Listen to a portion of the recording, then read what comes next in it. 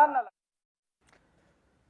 सुनिए एक और बड़ी खबर इस बीच आ गई है। इस वक्त की बड़ी खबर जानकारी आपको देते हैं। सदन में क्रीमी लेयर का मुद्दा उठा है। विधायक जयप्रकाश जांगड़ा ने मुद्दा उठाया है क्रीमी लेयर का। क्रीमी लेयर की सीमा को बढ़ाई जाए। चंद्रप्रकाश जांगड़ा ने सवाल पूछा। प्रदेश में ओबीसी की बड़ी आबादी है। चंद्रप्रकाश जांगड़ा ने कहा क्रीमी लेयर की सीमा बढ़ाई जाए। सीएम सैनी ने जवाब दिया। सीएम ने कहा कि एक भी बच्चा वंचित नहीं है। एज इट इज गाइडलाइन को हम केंद्र सरकार के फॉलो करते हैं और लगातार क्रीमी लेयर का जो दायरा है उसको बढ़ाया गया है। चंद्रप्रकाश जांगड़ा ने कहा कि क्रीमी लेयर की सीमा को और बढ़ाया जाए। प्रदेश में ओबीसी की बड़ी आबादी है, इसको देखते हुए कम से कम ये सुनिश्चित किया जाए। सदन में सीएम नायब सैनी ने कहा कि एज इट इज हम केंद्र सरकार के तमाम गाइडलाइंस को फॉलो करते हैं। कोई वंचित नहीं है, एक भी बच्चा वंचित नहीं है। सीएम ने कहा क्रीमी लेयर में एक वर्ग की इनकम बहुत ज्यादा है, यह भी देखना चाहिए। सदन में क्रीमी लेयर का मुद्दा उठा। सीएम ने लेयर, क्रीमी लेयर और सब क्रीमी लेयर की भी बात की। उन्होंने कहा कि एक वर्ग जो बहुत अत्यधिक लाभ में है। रामचंद्र जांगड़ा ने इस पर सवाल उठाया। जांगड़ा ने कहा कि इसकी सीमा को बढ़ाया जाए। सीएम ने कहा कि कोई वंचित नहीं है। क्रीमी लेयर में एक वर्ग की इनकम बहुत ज्यादा है।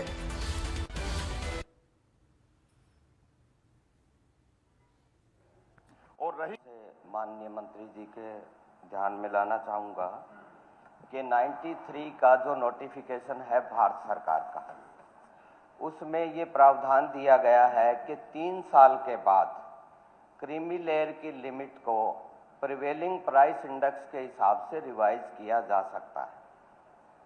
हमारे यहाँ पे भारत सरकार ने 2017 में 6 लाख से 8 लाख का लिमिट तय की थी, लेकिन हरियाणा सरकार ने 2016 में इसकी लिमिट 6 रखी और उसके अंदर कृषि और सैलरी की इनकम ऐड होती थी, जबकि भारत सरकार की तरफ से जो नोटिफिकेशन था उसमें कृषि और सैलरी की इनकम को बाहर रखा जाता था।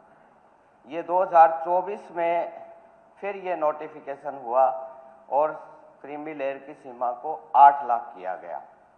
मेरा कहने का भाव ये है कि जो प्रिवेलिंग प्राइस इंडेक्स है, जो डीए का हमारा जो रेशो बनता है, उस हिसाब से आज अगर कैलकुलेट करें तो ये 8 से लेकर के 12 लाख से ज़्यादा इसकी लिमिट बनती है।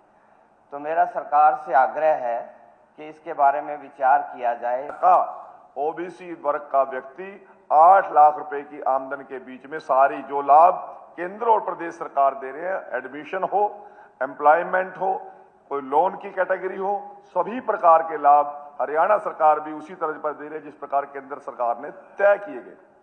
और रही बात, आपने कहा है कि बढ़ा दिया जाए या इंडेक्स के साथ जोड़ दिया जाए, ये केवल हरियाणा प्रदेश का मैटर नहीं है। केंद्र सरकार, हम फेडरल स्टेट हैं, केंद्र सरकार जो निर्णय करती है उसको हम इंप्लीमेंट करेंगे। नहीं चंद्र प्रकाश चेंज नहीं किया कुछ भी। हम जवाब देने दो उनको, जवाब दे रहे बीच में नहीं। नहीं वो जवाब दे रहे, मैं बता रहा हूं। चंद्र प्रकाश जी आप बैठिए प्लीज, वो जवाब दे रहे हैं। वो नहीं कह रहे हैं वो ये कह रहे हैं कि जो 2 स्लैब मनोहर लाल जी की सरकार ने बनाई थी, वो एक व्यक्ति को भी उसका नुकसान नहीं हुआ। एक बच्चा एडमिशन के बिना नहीं रहा, एक कोई एम्प्लॉयमेंट में ऐसा नहीं था कि नहीं रहा हो, सबको लाभ देने का काम किया। परंतु मनोहर लाल जी की सोच थी अंतिम पायदान पर जो व्यक्ति खड़ा है, शुरुआत वहां से करें। सबसे कमजोर आदमी से हम शुरुआत करके फिर आगे बढ़ रहे थे। केवल इतनी सी बात है।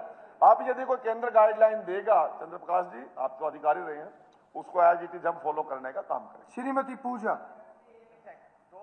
नहीं अब इस पर नहीं इस पर मैं चर्चा नहीं करवाऊंगा। नहीं आपको बाद में मौका मिलेगा, उस पर आप चर्चा कर। पूजा जी आप अपना प्रश्न, नहीं बहुत आपका वो प्रश्न भी नहीं था जितना उन्होंने बता दिया। केवल एक वाक्य में, केवल एक वाक्य में मंत्री जी ने कहा केंद्र की तर्ज पे। क्या 2021 का नोटिफिकेशन किया वो केंद्र की तर्ज पे है? 8 लाख लिमिट थी, आपने 6 लाख रखी 2021 के नोटिफिकेशन में, और एग्रीकल्चर इनकम और सैलरी इनकम ऐड करते रहे आपने लोगों को वंचित किया है लाभ पाने से। चलिए बड़ा भारी नुकसान मंत्री हुआ जी, है आप OBC इसमें कुछ वर्ग और को। कहना चाहेंगे या मैं आगे बढ़ूं? देखिए जी मुख्यमंत्री जी। हमारे विधायक महोदय जो कह रहे हैं, विधायक जी मैं आपको बताना चाहता हूं, माननीय अध्यक्ष जी, कोई वंचित नहीं रहा। जो माननीय मंत्री जी ने उत्तर दिया है, बिल्कुल सटीक उत्तर दिया है। भी उसमें क्रीमी लेयर में एक वर्ग ऐसा है जिसकी इनकम बहुत कम है, भी ये उस तक पहले पहुंच जाए, फिर उससे आगे पहुंच जाए।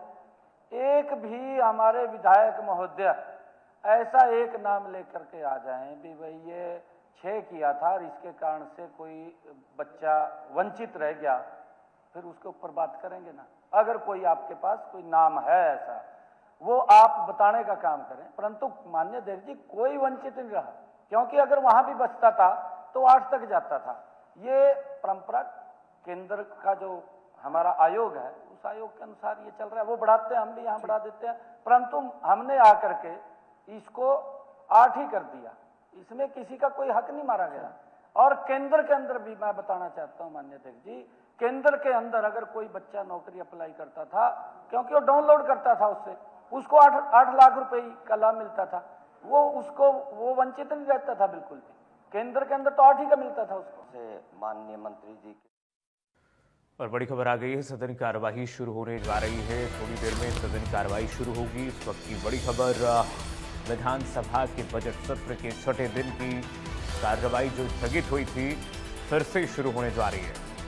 2:05 तक के लिए स्थगित हुई थी।